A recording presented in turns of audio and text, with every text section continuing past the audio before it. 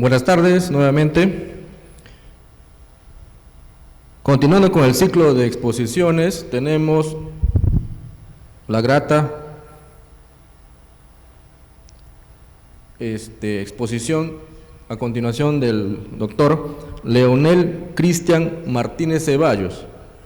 Él es médico cirujano egresado de la Universidad Nacional San Antonio Abad de Cusco. Es un médico especialista en medicina tropical, infecciosas y tropicales por la San Marcos, miembro de la Sociedad Peruana de Enfermedades Infecciosas y Tropicales, docente universitario de la Universidad de Piura, de la Universidad Científica del Sur y de la Universidad Peruana Cayetano Heredia. Además, es asistente del Servicio de Infectología del Hospital Nacional Arzobispo Loaiza.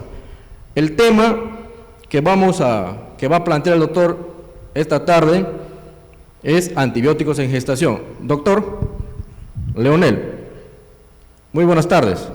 Apaga el micro. Gracias. Le dejo, doctor, Espero que el audio esté saliendo de forma correcta. Si eso podrían confirmarme, les agradecería. Sale, ¿no? Correcto, doctor, está bien. Entonces, cuando ustedes gusten, podemos empezar. Doctor, bienvenido. ¿Podría empezar, doctor? Gracias. Puede empezar, doctor. Si podrían compartir las láminas, por favor, que no la distingo.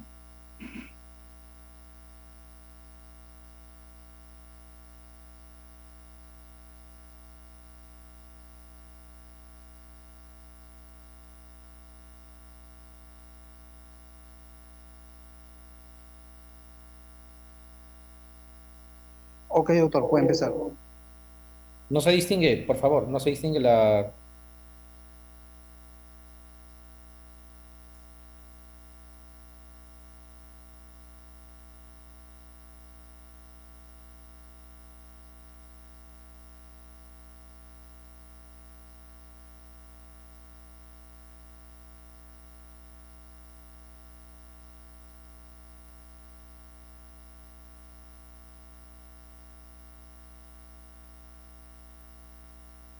A ver.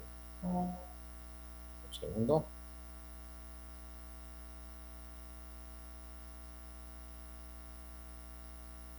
Doctor, ¿no ve el archivo?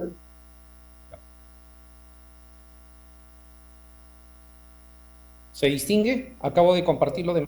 Sí, ¿verdad? Para poder empezar. A ver, un ratito. Lo compartió él. ¿Está compartiendo?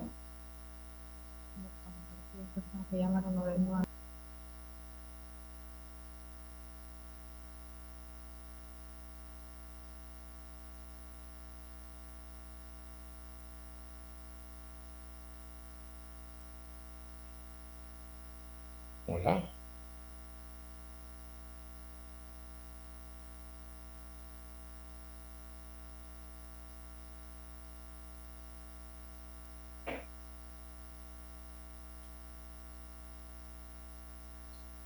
No, doctor, no se ve todavía.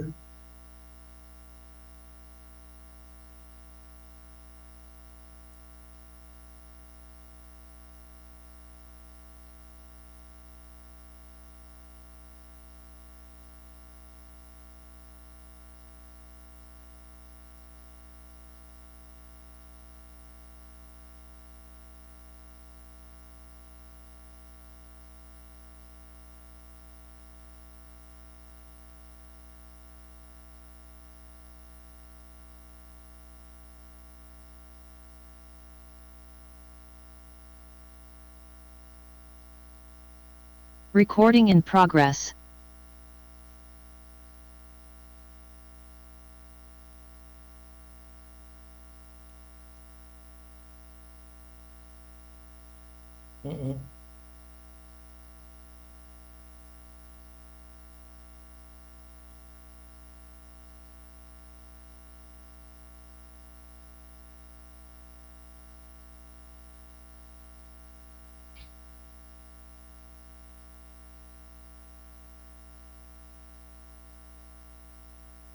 No veo ni siquiera el audio. A ver, un segundo.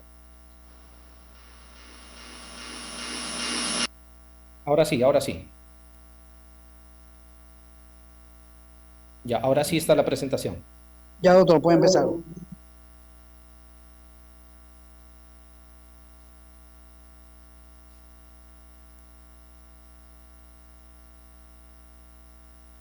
¿Qué ha pasado otra vez?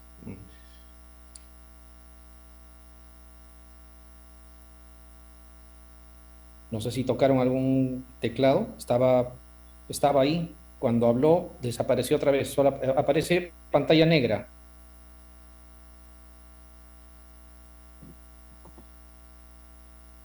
A ver, un segundo.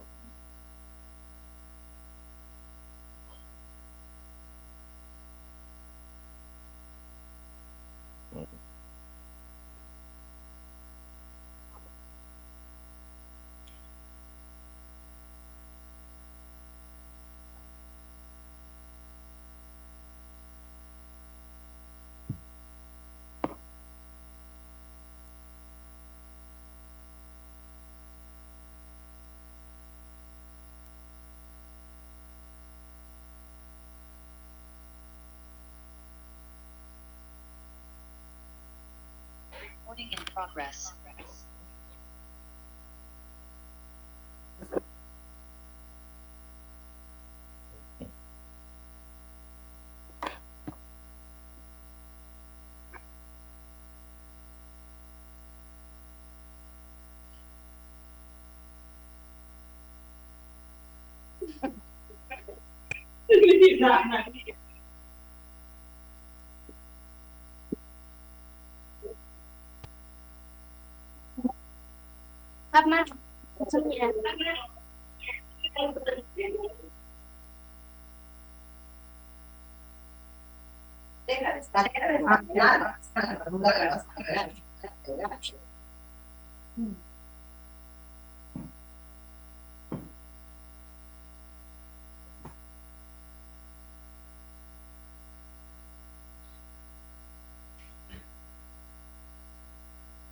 Ya, espero que esta vez no cambie. Ya sí la veo.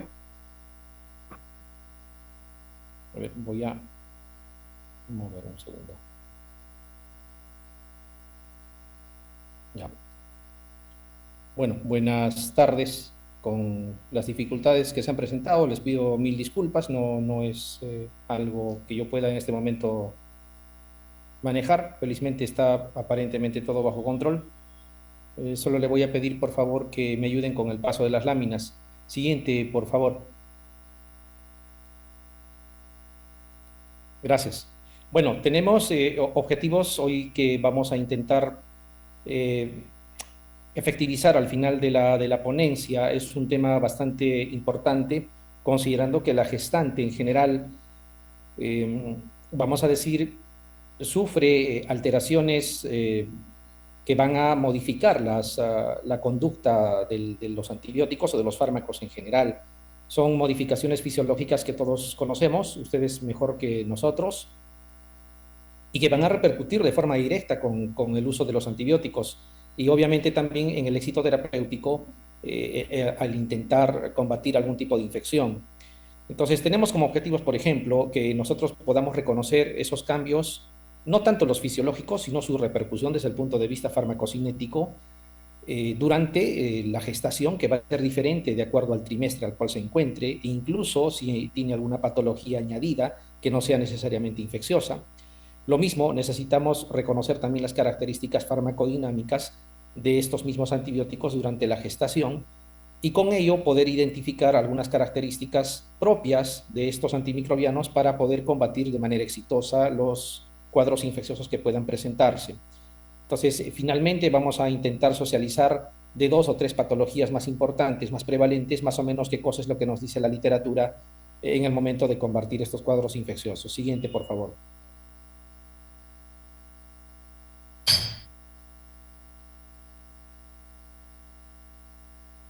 Bien, lo primero es valorar qué tanto va a alterar la gestación misma y los cambios fisiológicos que se dan desde el punto de vista farmacocinético. Sabemos la farmacocinética es la parte de la farmacología que se va a encargar del estudio del movimiento del fármaco desde que ingresa al organismo en el momento de su absorción hasta que es eliminado, pasando obviamente por su distribución, por su metabolismo y finalmente su excreción. Entonces, estos pasos van a sufrir alteraciones en la gestación y eso obviamente va a conllevar a que nosotros tomemos algunas medidas para ciertos grupos, básicamente, e incluso tengamos que utilizar algunos fármacos más que otros. Y es por ello que, por ejemplo, los betalactámicos son los que más se usan porque, uno, están dentro del grupo B de categoría de FDA y segundo, de que son los fármacos que más se han estudiado en esta, digamos, en este proceso fisiológico que conlleva la gestación y que nos permite, de alguna manera, tener más experiencia en ese grupo y a la vez ser los fármacos que más se usan, ¿no? Como consecuencia de ello. Entonces, sabemos que la farmacocinética, como estamos viendo, desde el momento de la absorción, dependiendo de la vía que utilicemos incluso, tendrá muchas veces una fracción que es farmacológicamente activa comparado a la dosis total, a eso le llamamos la fracción biodisponible, mientras que si es utilizada por vía parenteral, las cosas van a cambiar, va a ser diferente. Perdón, las láminas están pasando muy rápidamente, no sé qué está pasando, por favor. Hola. Sí, doctor, prosiga, disculpe. Ahora sí está bien. Siguiente, por favor, siguiente. Entonces, por ejemplo, cuando hablamos de biodisponibilidad, sabemos que cuando un fármaco, un antibiótico se administra por vía oral, no es la totalidad del fármaco la que va a llegar a sangre de forma alterada, sino va a existir una fracción que se va a metabolizar necesariamente a nivel del hígado. A eso le llamamos el primer paso en la farmacocinética porque pasa por el hígado y el hígado va a metabolizar, si bien es cierto, una fracción o a la totalidad, pero eso hace de que por vía oral la cantidad de fármaco que llega a sangre de forma alterada es menor comparado a la totalidad de dosis que va a llegar si utilizamos la vía intravenosa, por ejemplo. En ese sentido, esa comparación del área bajo la curva del fármaco administrado por intravenosa comparado con el que se va a generar administrado por vía oral, esa fracción, que no va a ser obviamente el 100%, como estamos viendo aquí, es una comparación que se hace de lo que sucede con la vía oral versus la vía intravenosa. Eso nos va a dar la fracción biodisponible y ese tipo de porcentaje es algo que ya está descrito y es propio para cada antibiótico. Si bien es cierto, el ciprofloxacino, por ejemplo, no se usa en la gestación o no debería usarse en la gestación, pero, por ejemplo, tiene 75% de biodisponibilidad. Significa que de esos 500 miligramos cada 12 horas que utilizamos, no llega ese gramo total a circulación, sino el 75%, ¿no? Lo mismo sería, por ejemplo, si usamos otro tipo de fármacos, la ranitidina, por ejemplo, sin ser antibiótico, tiene biodisponibilidad oral del 50%. Significa que de toda la totalidad de dosis que administramos, el 50% llega a circulación de forma inalterada. Ese porcentaje que ya está establecido para todos los fármacos, incluidos los antibióticos, se va a ver alterado cuando se trate de una mujer en estado de gestación. Básicamente porque existen cambios como los que estamos viendo aquí, ¿no? Por ejemplo, los vómitos asociados al primer trimestre, que si bien es cierto no siempre están, por eso que es diferente en gestante en una o en otra, ¿no? El enlentecimiento de digamos, la musculatura lisa, que va a hacer que el peristaltismo sea algo menor comparado, digamos, al resto de la población, ¿no? Va a generar ese tipo de situaciones que nos van a, digamos, modificar la fracción biodisponible. Lo mismo el aumento del pH, el retraso en la evacuación, ¿no? El aumento del flujo. Entonces, eso hace de que el porcentaje que estábamos acostumbrados a ver de fármaco llegando a la circulación partiendo de la vía oral no es exactamente el mismo, va a disminuir porque va a haber mayor metabolismo a nivel hepático. En algunos casos excepcionales, más bien tendrá que aumentar esa fracción biodisponible porque incluso situaciones hormonales actúan como inhibidores enzimáticos del citocromo P450, por ejemplo. Entonces, está claro que la biodisponibilidad que está catalogada para todos los antibióticos en un inicio no es exactamente el mismo, el que se va a presentar durante la gestación. Siguiente. Cuando hablamos de la distribución, lo mismo, sabemos que el volumen de distribución no es otra cosa que todo el compartimento líquido al cual se va a distribuir, como su nombre lo indica, un determinado antibiótico después que se absorbe. Si habláramos de un modelo monocompartimental, como estamos viendo ahí la figura celeste, haríamos de cuenta que figurativamente somos una especie de cascarón nada más con contenido líquido, entonces ahí la distribución sería uniforme. Sin embargo, eso sabemos que no es así, existen diversos compartimentos, entre 3 a 4, tratando de decirlo de forma general, incluso podría haber más, con más afinidad o menos afinidad por los fármacos. Entonces, esta distribución también se ve afectada durante la gestación porque el contenido de agua en el organismo es mayor. Eso va a hacer que haya un incremento también del espacio extracelular, va a haber un incremento del volumen plasmático, con ello va a aumentar el volumen cardíaco de eyección, ¿no? Va a haber incluso nuevos sitios de distribución que en la población general y en la mujer no gestante no están. Por ejemplo, cuando hablamos del líquido amniótico, cuando hablamos del mismo feto, son lugares donde va a tener que necesariamente distribuirse el antibiótico y donde anteriormente a la gestación estos espacios no están, ¿no? Con ello, la concentración también de albúmina plasmática, al estar disminuida, va a conllevar a que esa unión a proteínas también sea menor. Eso va a alterar la distribución y va a depender del trimestre en el que está, porque sabemos que esos cambios son más notorios al final de la gestación, ¿no? Si esto es, por ejemplo, en el primer trimestre, básicamente no hay mucho cambio respecto a una mujer no gestante. Siguiente.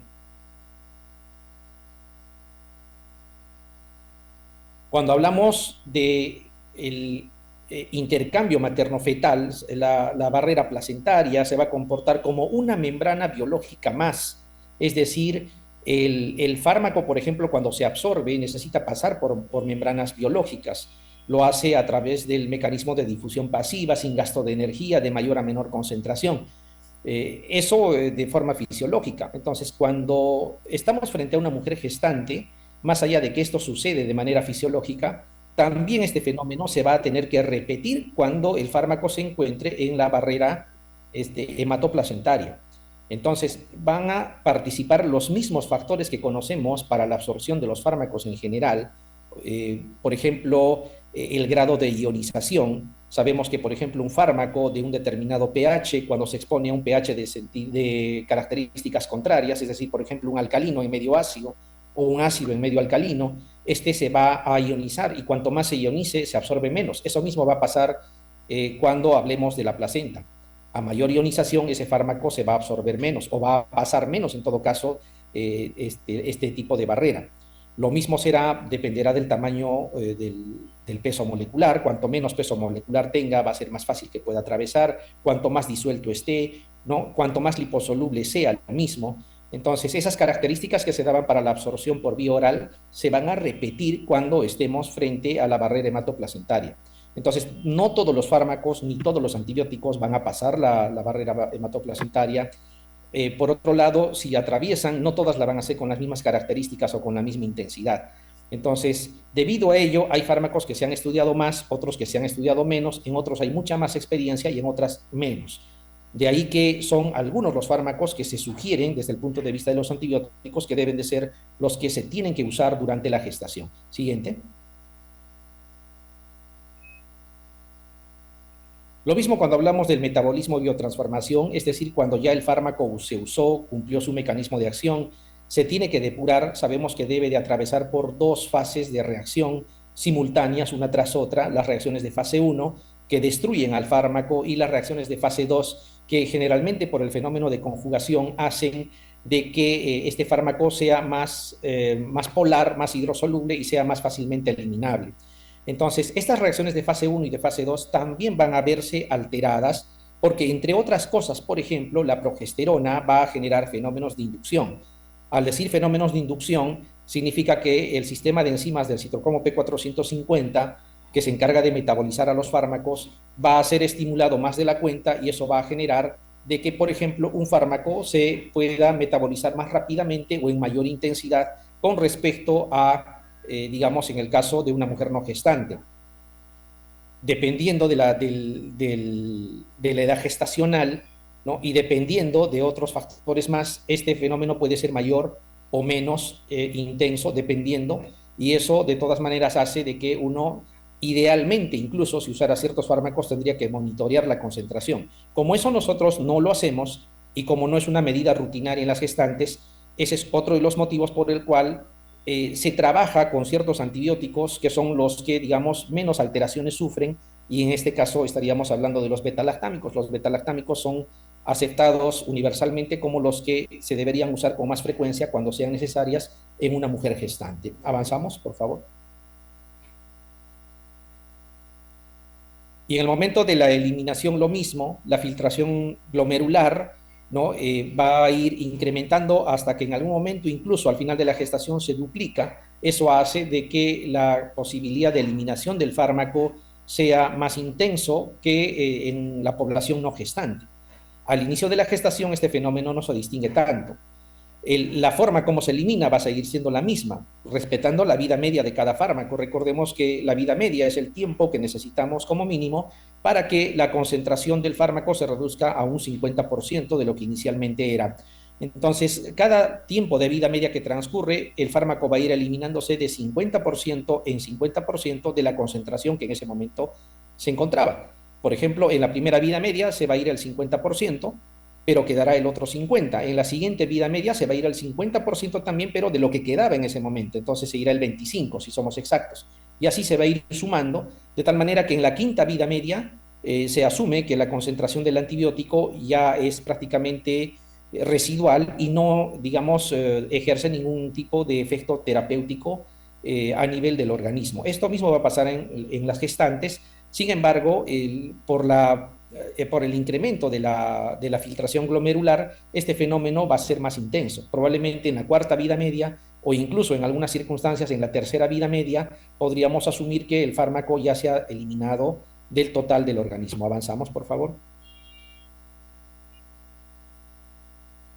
Siguiente. Bueno, este es un resumen de más o menos de todo lo que estamos hablando. Tanto en la absorción como en la distribución, en el metabolismo y en la excreción, van a haber cambios fisiológicos que van a repercutir en las características farmacocinéticas, ¿no? Es básicamente lo mismo que hemos dicho, simplemente en un resumen, por si uno quisiera tenerlo a la mano y de repente hacer una especie de comparación, una relación entre cambio fisiológico y efecto en la farmacocinética de los antibióticos. ¿Avanzamos? Respecto a la farmacodinamia, ahí sí no va a haber mayor cambio, porque acuérdense que la farmacodinamia es básicamente el efecto del fármaco en el momento de ejercer su acción. Y como hablamos de antibióticos, sería el efecto que produce el antibiótico sobre el microorganismo, en este caso que está causando la infección. Entonces ahí no tiene prácticamente que ver los cambios fisiológicos que se den en la gestación. Prácticamente las características farmacodinámicas de los antibióticos van a ser los mismos que se presentan habitualmente en el resto de la población.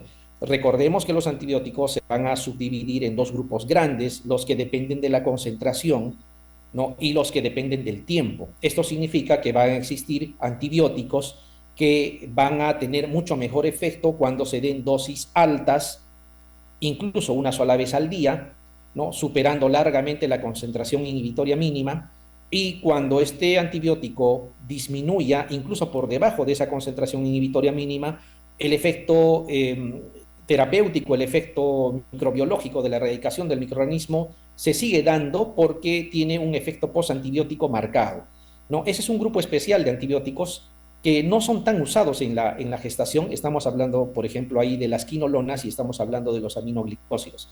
En cambio, en el otro grupo están los beta-lactámicos, que sí son los que tienen participación activa en las infecciones en población de gestantes, y este grupo de antibióticos se comporta diferente, no depende tanto de la concentración a la que se administre, sino de cuánto tiempo esta concentración esté por encima del MIC de forma sostenida, y para eso una sola dosis al día no va a ser suficiente, y es por eso que los beta-lactámicos normalmente los administramos varias veces al día, con algunas excepciones, lógicamente, porque para todo hay excepciones, pero de forma general deberíamos administrarlo varias veces al día. Entonces ese es el grupo en el cual nos vamos a centrar. Siguiente. Lo que les comentaba, los concentración dependientes que están en la parte superior, básicamente aminoglicósidos, quinolonas, y los tiempo dependientes que están en la parte inferior, que van a depender de las veces que se administre durante el día el antibiótico, porque no necesitamos llegar a concentraciones tan altas, sino más bien de forma sostenida, mantener la concentración por encima de la concentración inhibitoria mínima. En ese grupo están los beta-lactámicos, es decir, las penicilinas, las cefalosporinas, los carbapénicos y los monobactámicos, en este caso el Astreonam. Avanzamos, por favor. Siguiente. Este es el grupo que vamos a usar más. Uno podría decir que vamos a hablar nosotros de las penicilinas y las penicilinas ya no se usan. Eso es un concepto que deberíamos de manejarlo con cierto cuidado. En realidad las penicilinas siguen teniendo efecto. En realidad las penicilinas incluso sirven para cuadros infecciosos donde normalmente las cefalosporinas no tienen ningún tipo de acción, para algunos casos en específico, ¿no? Y los carbapénicos muchas veces no son la mejor opción tampoco. Entonces hay que manejar con cuidado. Cada uno tiene un escenario diferente donde van a tener la utilidad que, digamos, se debe, ¿no? Avanzamos, por favor. Cuando hablamos de las penicilinas, por ejemplo, las benzilpenicilinas, cualquiera de las que pertenecen al grupo, benzilpenicilina G sódica, la procaínica, la benzatínica, básicamente nos van a ayudar para infecciones por estreptococo y para infecciones por treponema pallidum. Puede haber para otras situaciones más, pero básicamente para eso deberíamos de reservarlo, donde el éxito prácticamente está garantizado. Entonces, podríamos, por ejemplo, usarlo para infecciones tipo faringoamigdalitis purulenta, por ejemplo, donde el agente etiológico, el Streptococcus pyogenes, no ha reportado a nivel mundial hasta el día de hoy ningún caso de resistencia a la penicilina. Por lo tanto, la penicilina asegura un éxito al 100%. A diferencia, por ejemplo, de los macrólidos, donde sí ha habido casos de resistencia, y lo mismo en el caso de las quinolonas, al contrario de lo que uno podría pensar. Y lo mismo, ya sabemos que en el caso de la sífilis, este tipo de penicilina siguen teniendo efecto porque también la sensibilidad de esta bacteria es absoluta, ¿no? Cuando hablamos de las aminopenicilinas, amoxicilina y ampicilina, que son los dos representantes, igual tienen un escenario muy importante porque, por ejemplo, los enterococos, que en algún momento podrían causar infecciones de vías urinarias, básicamente se tratan con este tipo de penicilinas, ¿no? Porque si usamos cefalosporinas, ninguna cefalosporina mata enterococo. Lo mismo si tuviéramos infecciones asociadas a listeria, la terapia de elección sigue siendo ampicilina, porque si usamos ceftriaxona o cefepime, o incluso carbapénico, el carbapénico es bacteriostático a comparación de la ampicilina, que funciona como bactericida, exclusivamente hablando de la listeria, por ejemplo, ¿no? Entonces, el otro grupo importante vendrían a ser las isoxazolilpenicilinas, donde están las penicilinas antiestafilocócicas, oxacilina a la cabeza, que siguen teniendo vigencia para infecciones de piel y tejidos blandos. Entonces, del grupo de las penicilinas es básicamente ese el grupo que deberíamos de considerar para infecciones en población de gestantes. ¿Avanzamos? Cuando hablamos de cefalosporinas, tenemos, bueno, clásicamente tenemos 4 generaciones. Si bien es cierto, la 5ª generación está en todos los libros, pero no lo tenemos a la mano, tampoco tiene ubicación terapéutica. Y las de 6ª generación, el cefiderocol, también apenas está en los libros o en las revistas. Entonces no es algo que nos, digamos, deberíamos de tener en cuenta para tener como un arsenal pronto frente a una infección en un grupo de gestantes. Entonces, las de primera generación hay que reservarlas para tratar bacterias gram positivas, es decir, por ejemplo, infección de piel y tejidos blandos, ¿no? Es una muy buena opción utilizar cefalosporinas de primera generación. Básicamente la cefazolina, que es la que más se recomienda para este escenario. Una celulitis, por ejemplo, es una muy buena alternativa, una cefalosporina de primera generación, que son las que mejor actúan para bacterias gram positivas, que son las causantes de este escenario infeccioso.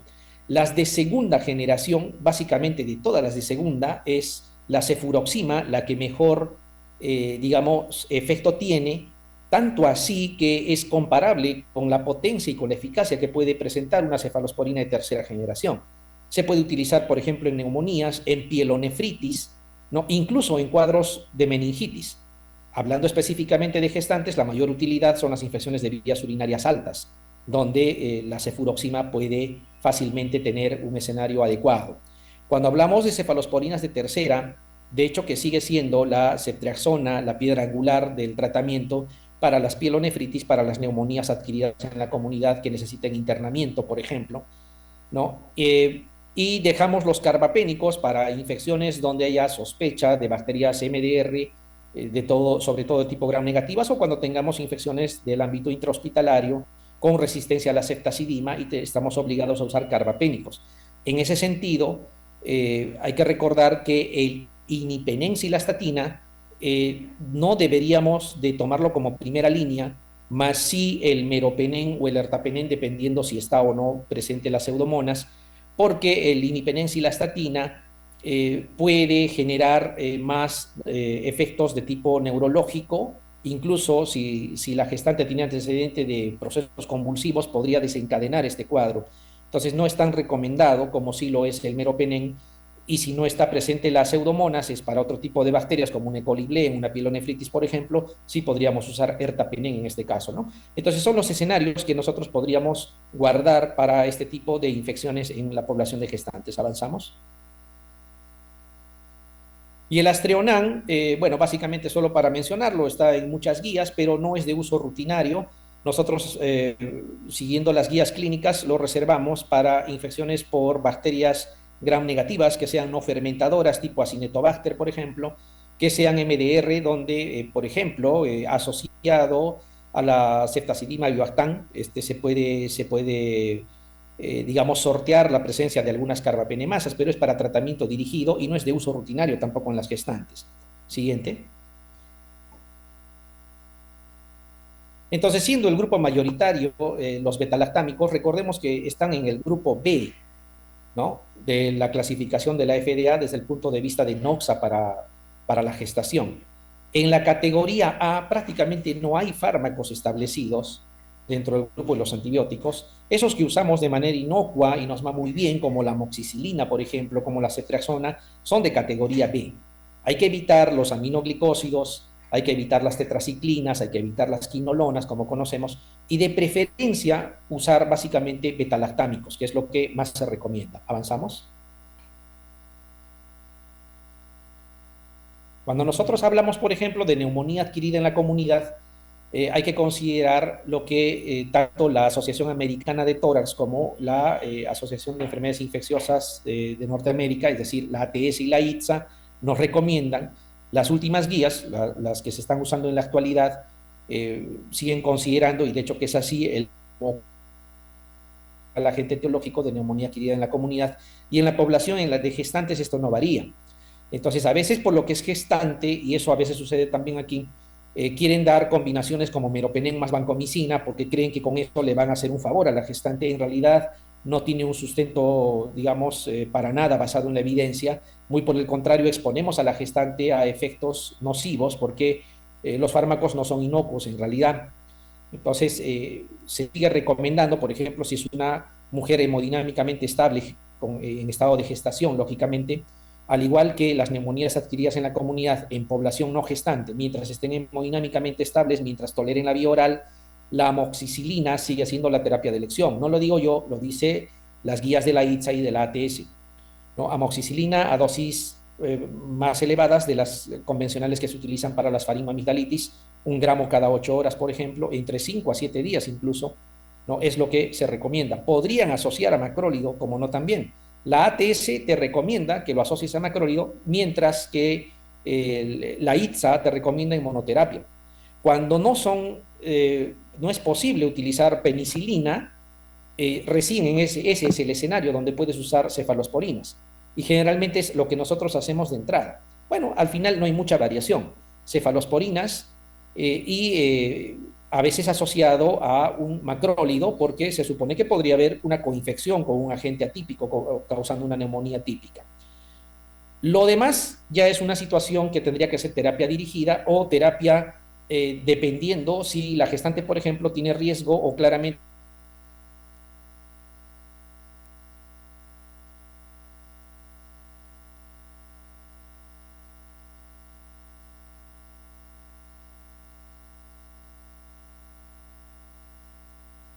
más elevadas de lo habitual, amoxicilina 1 gramo, o en todo caso el uso de cefalosporinas, ¿no? Aquí solamente para mostrarles, ¿no?, en el caso, por ejemplo, de bacteriuria e ITU, ¿no?, hay varias alternativas. Los betalactámicos siempre van a ser parte del arsenal.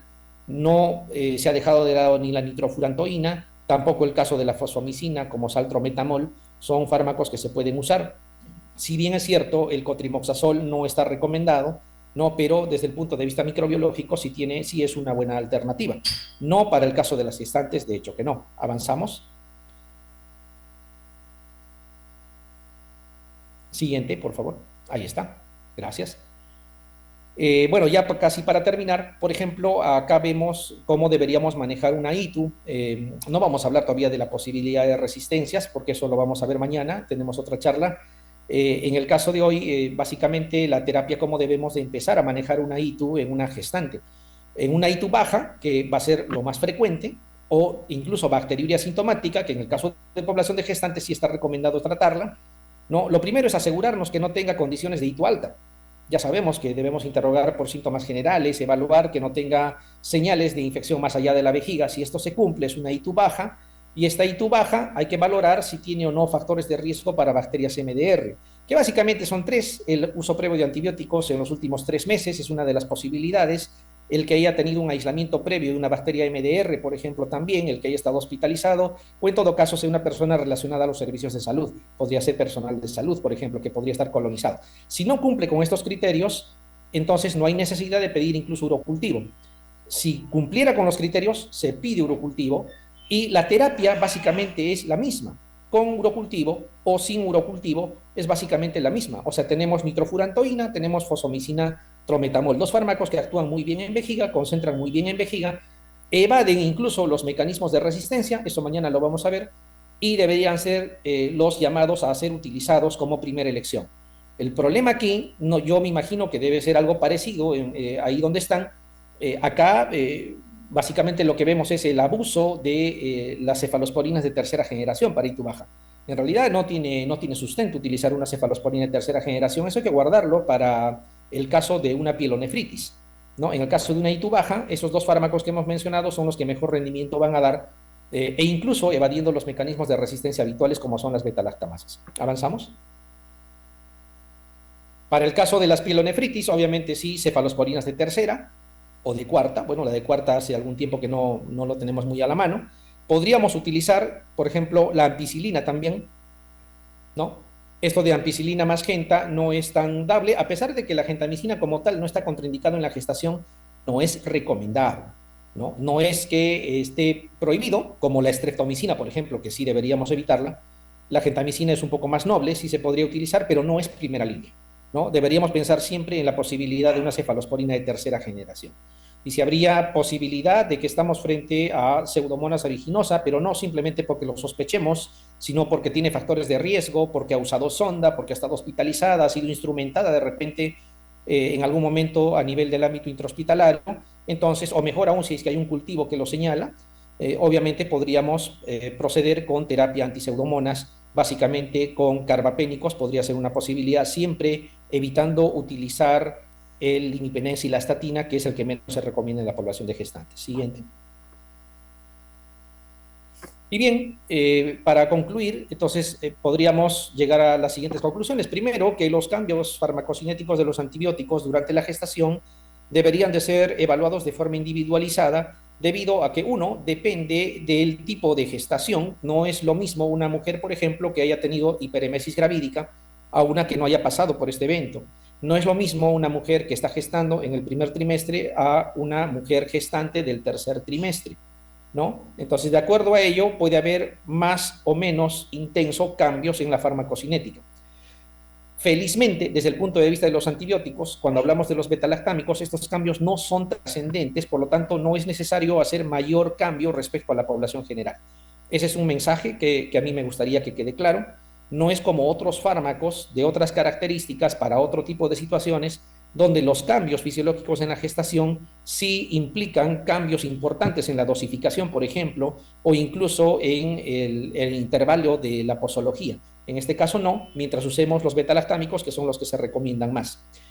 Las características farmacodinámicas prácticamente no van a variar sustancialmente durante la gestación, porque van a depender del efecto del fármaco sobre la bacteria, entonces no tanto de los cambios fisiológicos en la gestación. Es básicamente la farmacocinética la que se va a alterar y no tanto la farmacodinamia. Y finalmente, tener en cuenta siempre que los betalactámicos son los fármacos de primera línea en los que deberíamos siempre de pensar, siempre valorando estos cambios tanto en farmacocinética y farmacodinamia que estamos mencionando. Creo que es todo lo que tenemos. Sí, les agradezco. Muy amable, gracias por el tiempo. Quedo a vuestra disposición. Si hay algo que comentar, con todo gusto. Muchas gracias, doctor Leonel Martínez. Una pregunta del público. Doctor, buenas tardes. Yo soy médico familiar, trabajo en un centro de salud y efectivamente, irónicamente podría decirlo, tenemos mucho miedo a la toxicidad fetal y materna, ¿no? En este caso, cuando hacemos uso del antibiótico. Si bien es cierto, existen antibióticos que tienen un margen muy amplio de seguridad, pero hay otros que tienen un margen muy reducido, ¿no? En este caso, por ejemplo, yo siempre he tenido mucha precaución en usar las cefalosporinas, ¿no? Porque ni bien llega un paciente, una gestante con infección urinaria, lo primero que hacemos es darle tratamiento endovenoso, ¿no? Entonces, luego ya le continuamos al cuarto, quinto día ya con el tratamiento vía oral. Entonces, siempre es, no solamente hay que pensar en el efecto que podría tener a nivel teratogénico, a nivel fetal, sino a nivel materno, porque se ha visto muchas veces que medicamentos seguros que producen reacciones adversas en la madre, ¿no? Muchas veces por motivos de tipo idiosincrático, no sé, pero hay algo que me da un poco de temor siempre hacer uso de esos antibióticos endovenosos, por lo que yo generalmente inicio con el tratamiento de cefalosporinas, pero vía oral, ¿no? Entonces le voy evaluando al paciente y voy viendo si, de acuerdo a sus controles, para ver si está cumpliendo con el objetivo, ¿no? De tratar la infección en este caso. Esa es una pregunta, ¿no? Yo más o menos quería que usted nos oriente un poco de acuerdo a su experiencia. Esa es mi experiencia que yo tengo en el centro de salud, pero hay muchas experiencias más que los colegas que trabajan en los hospitales, que ya usan antibióticos digamos, de más amplio espectro y que de a la larga podría dar estos efectos adversos que le menciono, ¿no? Claro, lo que pasa es que existe una especie de temor por parte de los colegas a que de repente la terapia instalada no les dé efecto. Eso no es algo particular de alguna zona acá en el hospital, acá donde laboro, esto es pan cada día. Nosotros respondemos interconsultas para la vigilancia de antibióticos todos los días. Y, por ejemplo, una infección comunitaria quieren iniciar con meropenem más vancomicina, es algo que siempre criticamos. No tiene ningún sentido. La mayoría de las veces, no es siempre, esto nosotros lo bloqueamos, lo suspendemos. A veces incluso no necesitan antibiótico porque una fiebre no significa necesariamente una infección bacteriana. Consiste en evaluar detenidamente al paciente. Bueno, de repente, al tratarse de una gestante hay que tener un poco más de cuidado, hay que pecar un poquito más en exceso, pero eso no significa que utilicemos medicamentos intravenosos como primera línea.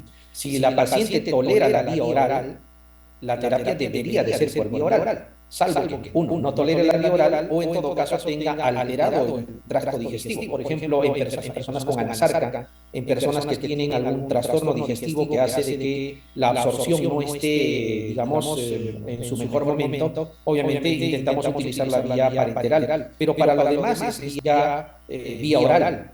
Está claro que, por ejemplo, las infecciones de vías urinarias es una patología bastante prevalente en la población de gestantes. Entonces, el utilizar la vía oral es una muy buena opción. En una persona que no ha sido consumidora de antibióticos, por ejemplo, utilizar la amoxicilina es una muy buena opción para infecciones de vías urinarias, ni siquiera empezar con cefalosporinas. Acuérdense que la amoxicilina es un antibiótico de amplio espectro.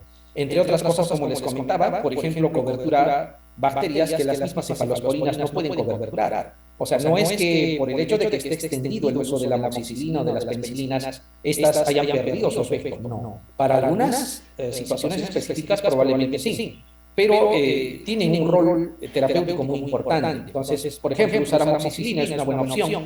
De las cefalosporinas, la cefalexina de primera generación es una buena opción.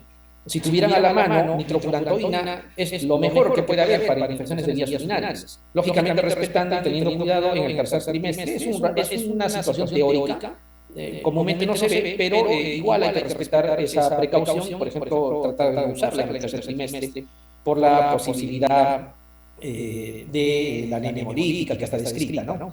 Pero por lo demás, es una buena opción. Si tuvieran fosfomicina, trometamol, es una muy buena opción Yo particularmente la considero la mejor porque si evaluamos todas las condiciones que se necesitan para dar un antibiótico, no solamente en el caso de la eficacia, sino también valorando la seguridad, la conveniencia y costos, lógicamente al dar una sola dosis por vía oral es una muy buena alternativa, incluso evade los mecanismos de resistencia. Esto es similar en la nitrofurantoína, con la diferencia que la nitrofurantoína se debe dar mínimo de 5 días. Entonces, son los dos fármacos que van de la mano. Si hay una infección fuera en otro escenario, o sea, fuera de vías urinarias, bueno, las cefalosporinas la guardaríamos para infecciones severas. Pero si tolera la vía oral y está hemodinámicamente estable, coincido perfectamente con lo que el doctor menciona, de que la vía oral es lo primero. Acuérdense de que la vía más fisiológica, la vía más segura es la vía oral, ¿no? Dar antibióticos de mayor espectro, de mayor potencia, no significa que estemos haciendo un mejor uso de los antibióticos o que estemos garantizando salud al paciente, sino por el contrario, lo estamos exponiendo a que tengan efectos adversos indeseados, ¿no?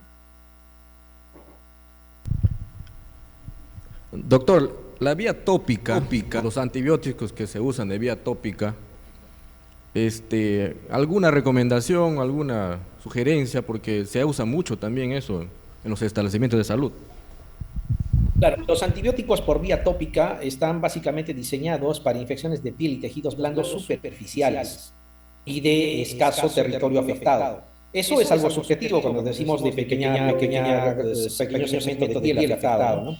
Pero, por ejemplo, si el paciente igual no tiene compromiso sistémico, no es un cuadro febril, no es un cuadro que esté provocando taquicardia, que esté provocando manifestaciones sistémicas, el tratamiento tópico es una muy buena alternativa, porque se va a absorber a nivel local, no tiene absorción sistémica, vamos a evitar muchos efectos adversos, y básicamente, como le digo, es para infecciones de piel y tejidos blandos, ¿no? Hay combinados para bacterias. Por ejemplo, virocina cubre muy bien a los cocos gram positivos que generan este tipo de infecciones. Algunos asociados a polimixinas, que incluso estaría coberturando bacterias gram negativas. Entonces, es de mucha utilidad, pero siempre valorando que no sea un cuadro con repercusión sistémica, porque si lo fuese, obviamente sí tenemos que utilizar terapia sistémica, no sea vía oral o, en el peor de los casos, es necesario la vía intravenosa.